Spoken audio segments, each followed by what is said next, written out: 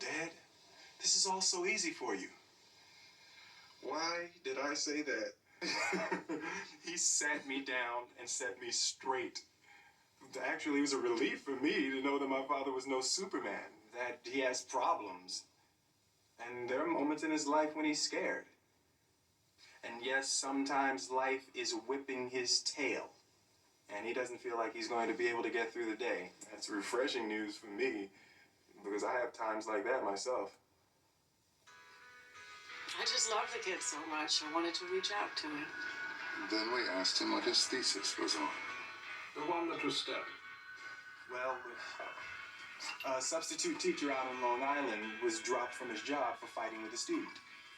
A few weeks later, he returned to the classroom, shot the student unsuccessfully, held the class hostage, and then shot himself successfully.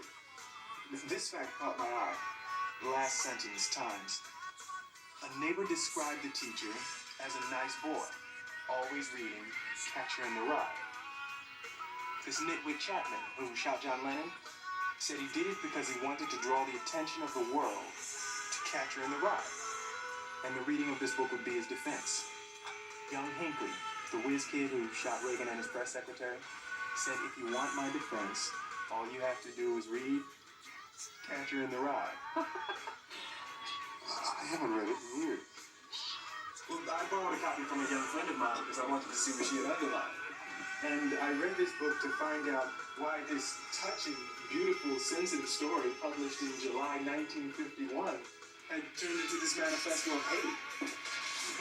I started reading. It's exactly as I remembered. Everybody's a phony. Page 2, my brother's in Hollywood being a prostitute. Page 3, what a phony slob his father was. Page 9, people never notice anything.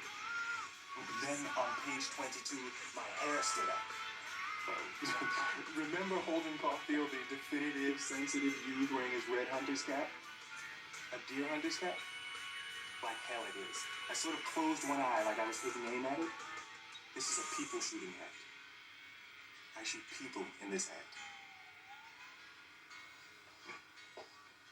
This book is preparing people for bigger moments in their lives than I had ever dreamed of. Then, on page 89, I'd rather push a guy out the window or chop his head off with an axe than sock him in the jaw. I hate fistfights. What scares me most is the other guy's face. I finished the book. It's a touching story. A comic because the boy wants to do so much and can't do anything. Hates all phoniness and only lies to others. Wants everyone to like him, but is only hateful and is completely self-involved. In other words, a pretty accurate picture of a male adolescent. And what alarms me about the book, not the book so much as the all about it, is this. The book is primarily about paralysis. The boy can't function. And at the end, before he can run away and start a new life, it starts to rain. And he folds. Now, there's nothing wrong in writing about emotional and intellectual paralysis. It may indeed, thanks to Chekhov and Samuel Beckett, be the great modern thing. The extraordinary last lines of Waiting for Godot. Let's go. Yes. Let's go. Stage directions. They do not move. But the aura around this book of challenges, which perhaps should be read by everyone but young men, is this. It mirrors like a funhouse mirror and amplifies like a distorted speaker one of the great tragedies of our times. The death of the imagination. Because what else is paralysis? The imagination has been so debased that imagination, being imaginative, rather than being the linchpin of our existence, now stands as a synonym for something outside ourselves. Like science fiction, or some new use for tangerine slices on raw pork chops. What an imaginative summer recipe. And Star Wars, so imaginative. And Star Trek, so imaginative. And The Lord of the Rings, all those dwarves, so imaginative. The imagination has moved out of the realm of being our link, with our most personal link with our inner lives, in the world outside that world, in this world we share. What is schizophrenia but a horrifying state where what's in here doesn't match up with what's out there?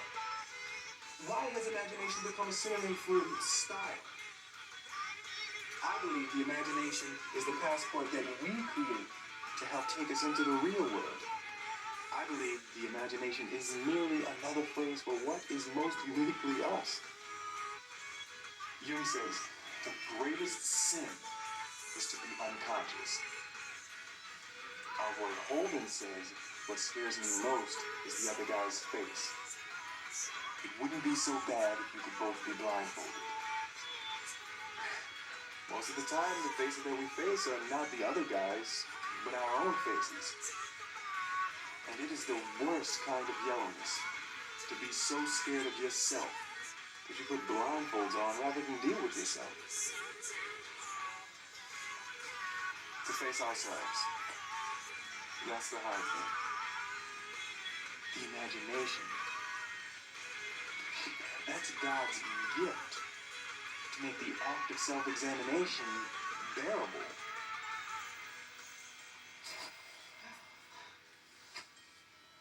Indeed. I hope your muggers read every word. Oh, darling. I'm going to buy a copy of Catcηεr Ιν Τηε Rυe at the airport.